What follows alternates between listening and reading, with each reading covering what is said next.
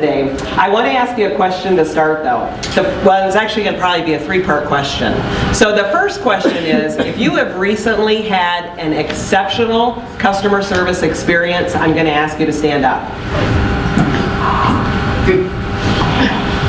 Second question, if you had a horrible customer service experience lately, please stand up. Nobody's had a good or a bad? Wow, I'm like, we're hairdressers, we shop. I know we go shopping. All right, so stay standing for a minute. So then, everybody else in the room is telling me that you have not had a good or a bad experience lately? We just came off the holidays, is that what we're saying? Yeah? Then if that's the case, please stand up. I know everybody has gone somewhere. You've either gotten gasoline in your car, you've gone to Walmart, Target, so I'm going to just ask everybody to stand up for a minute. Yeah.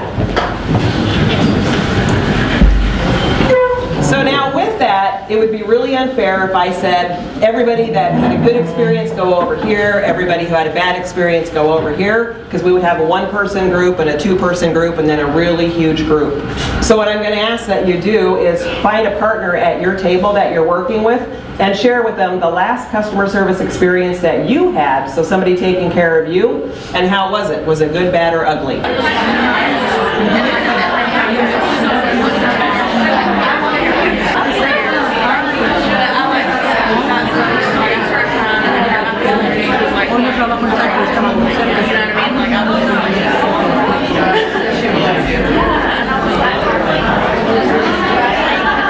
Did you need to have a question? Yes. Oh, right now? Yeah. No, I'm so sorry. No.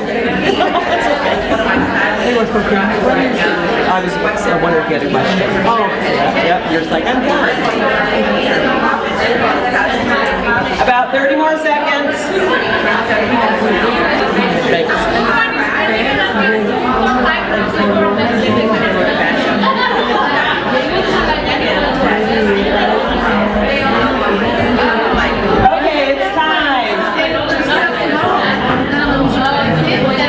I think everybody had a second to share, or a few minutes to share.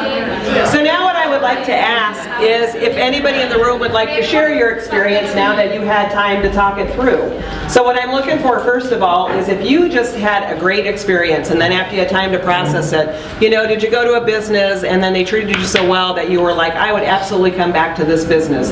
As you shared, who started having something like that come to mind? And you guys don't be bashful. Oh, Liz did perfect, or did your table? Did you have one? Okay.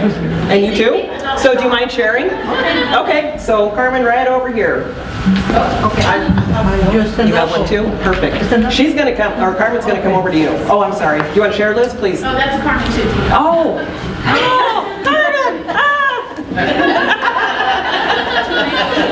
So I went to the 7-Eleven on the corner, had been in there a long time, and there's a young man who's worked there for a while, and of course I recognize him because he's been there a while.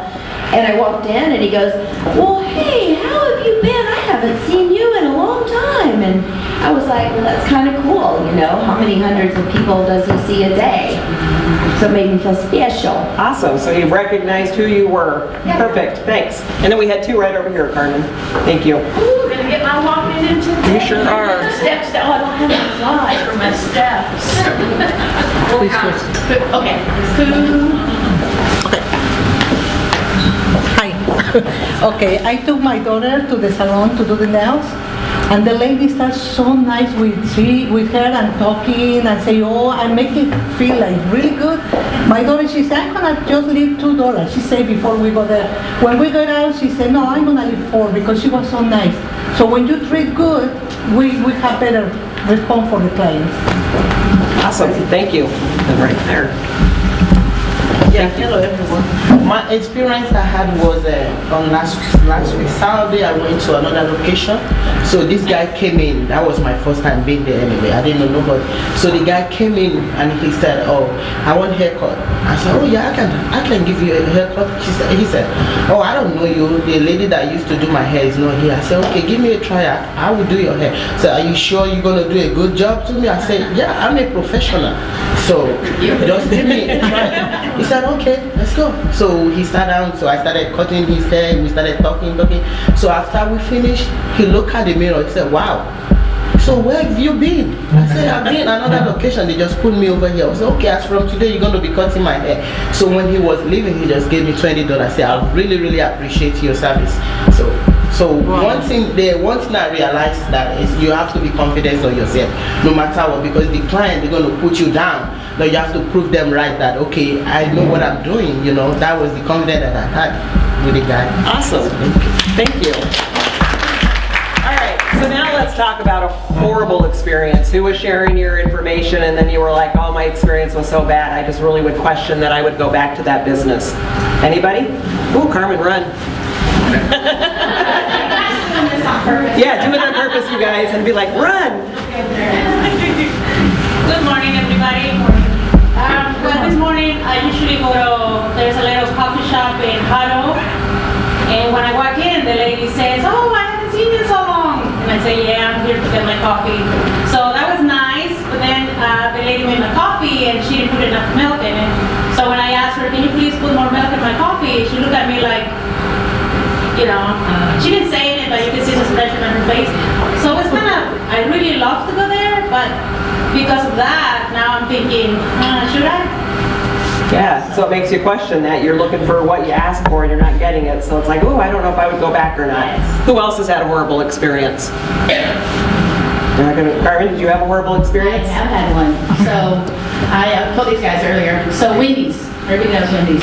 So it was a cold day, and a lot of times I won't eat in my car. Just return emails, just to kind of. So I go to Wendy's and I order their chili. So I go through the drive-thru. I stop at the first window, pay my money. When I got to the second window, my chili in the bag was just sitting on the ledge.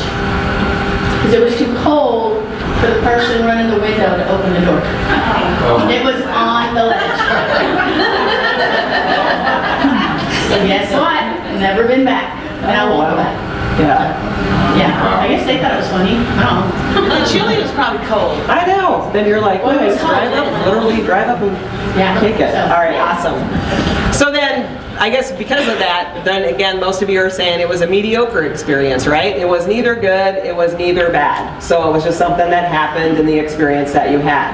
But now really as a customer, who's more at risk? The person that had the great experience, the worst experience, or the person who had the mediocre experience?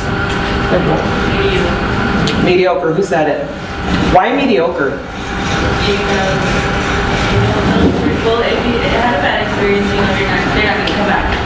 But if you had a good experience, they're going to come back. But a mediocre experience, they might not come back. And you don't know about it. Yeah. So if it was a great experience, they love you, they're always going to frequent the business because they love you, they have trust, and they have a relationship with you.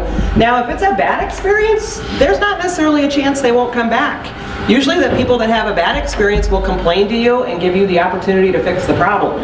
If you fix the problem, then they'll come back, and then all of a sudden your bad experience person is loyal, your good experience person is loyal, but the person who's truly at risk is the person who has a marginal experience. That's the customer that can very easily be enticed out of our store. So why does that matter? Because we have this thing called a brand, right? So when you're talking about the different brands, you mentioned Wendy's specifically, 7-Eleven specifically. When you're looking at a brand itself, thank you. Sorry. Yeah, thanks. She's like, I'm with you. Go back one. There you go. There you go.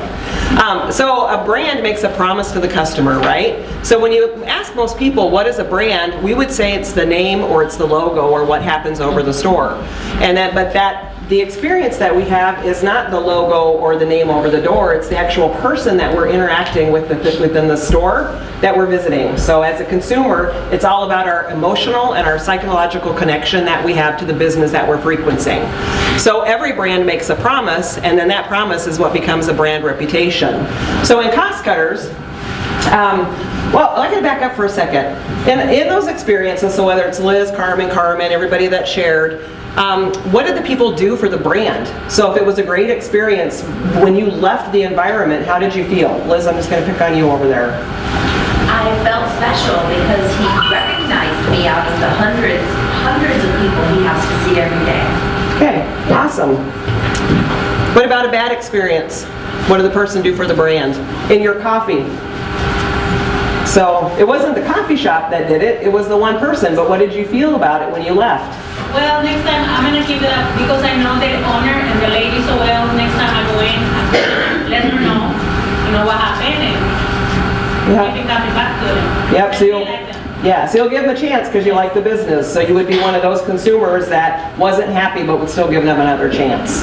Yeah, but the same thing, it's not the brand that makes the reputation, it's the employees in the brand that make the reputation. And I think sometimes we think it's the sign over the door or the logo or anything that supports that. So now I know with Cost Cutters, you guys all know that we have a brand promise, right? Can anybody recite it, just like right off the top of your head? I know it's hanging in your lobbies. Everybody's like, no? Okay, I'll help you out. Will you go forward too? So one more. Thank you. So our promise, oh, one more. Sorry, I thought I pulled those out. Surprises, you guys.